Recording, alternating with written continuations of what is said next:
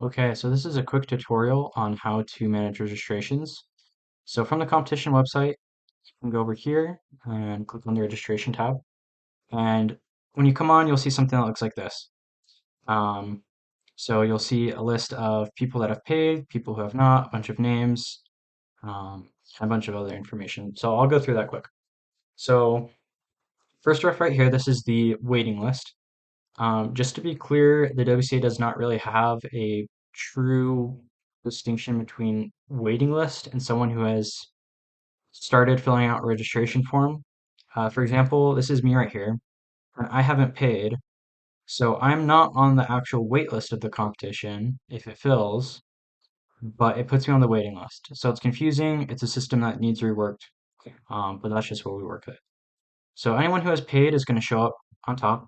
So if you're ever a little bit unsure, go down here and see how many people are registered for the competition. At this point, we only have 17 people. Registration opened like 15 minutes ago for this competition. But double check that number and make sure you're not accepting more than the registration limit. So you'll come here and it's super easy. Basically, you can just click on these people and it'll let you do a few things down here. So you can either click individually, for example, if I only want to accept those two, I can do that. In this case, organizers and delegates can actually get into competitions for free. So you're more than welcome to check everything off in this instance and then approve them. So it'll take a second or two for those to go through. Now it's all updated. You'll want to check a few things before you actually approve them. So first off, if they're a first comer, so like right here, we have a first comer, they don't have a WCA ID. This one doesn't either. You want to check the name. Make sure it's complete. So for example, my name, if I was a first timer and you just saw Samuel in the last name, you would want to email me and make sure that you can get a last name. If there are any issues with spelling, then you can actually go to edit. It'll show this right here, and you can go here to edit their personal information. So in this case, I already have an account, so it's not going to let me do that. I've already competed. But if they're a first timer, then you'll actually be able to edit this field. So going back, those are some of the big things to watch out for. You can also check birth dates. If you click this button and show birthdays, it'll pull all those up. Sometimes you'll get people that register and they have weird looking birthdays. They're either way too old or way too young.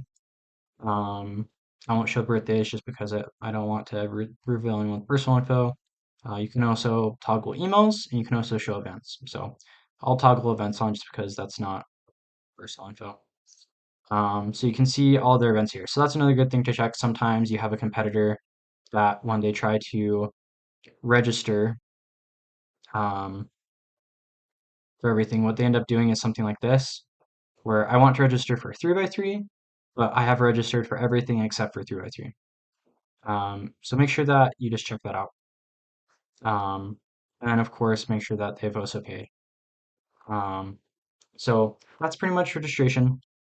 If you ever do make any mistakes, the easiest thing to do is you can just click on their name and then you want to click reject.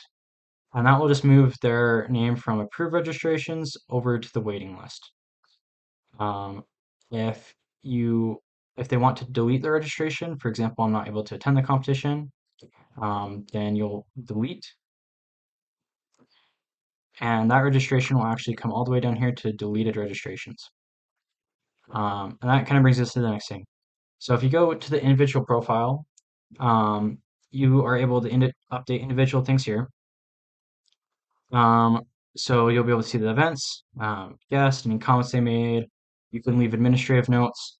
So for example, maybe there was some sort of issue. Maybe I didn't have a functioning method of payment.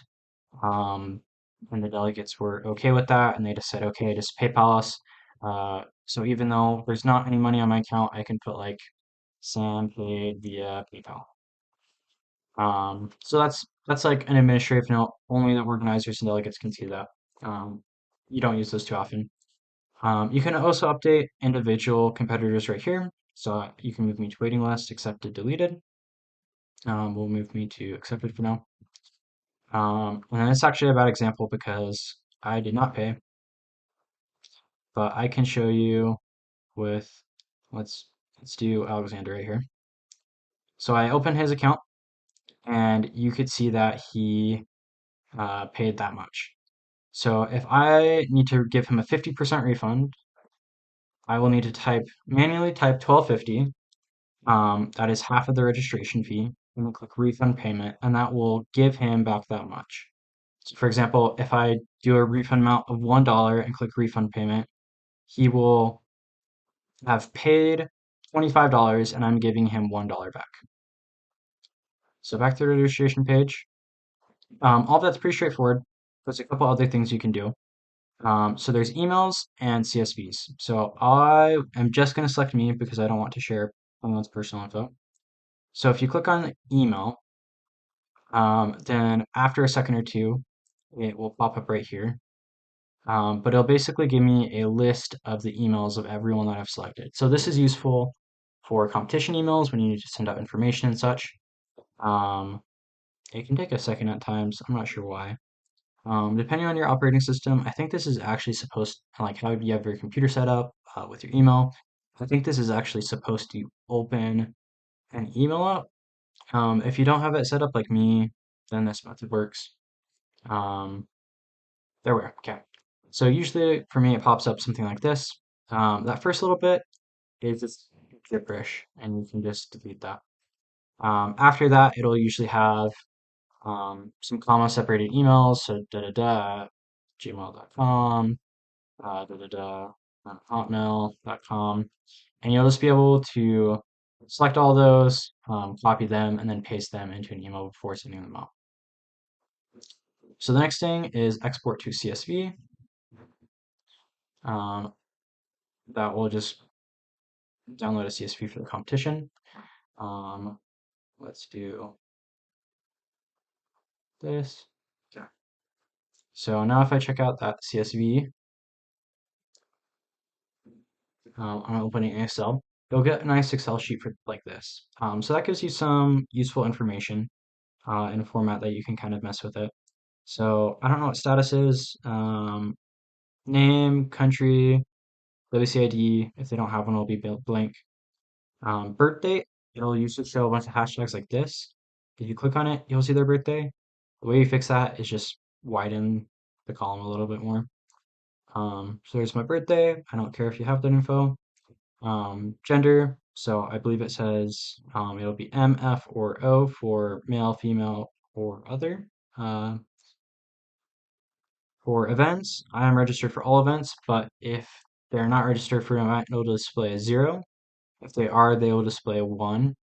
So if you ever want to manually make groups, this is like a way to do it. Or if you need to like make lanyards manually, this is a way to do it. It'll also show all of their email addresses. So for example, that previous method that I showed to get email addresses, if you're not a fan of that, then you can always just do this. And then it'll also show guest number, not necessarily super useful information. So that is a quick tutorial for how to manage registrations using the WCA website. If you have any questions, feel free to shoot me an email or a message, comment on this video, anything like that. So hope that helps.